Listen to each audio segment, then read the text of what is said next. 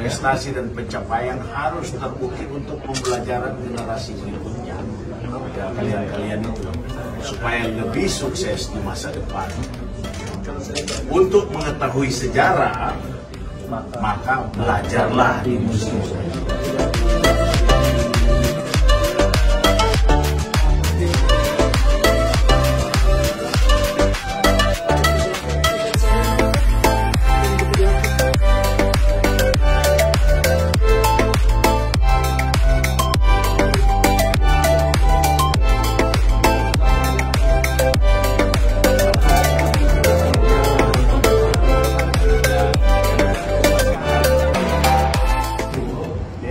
Misalnya BNLB Jogja, di bawahnya ada BNLB yang mana, jadi ada di Smart Museum yang tahu kegiatan adalah kedeputiannya Besar.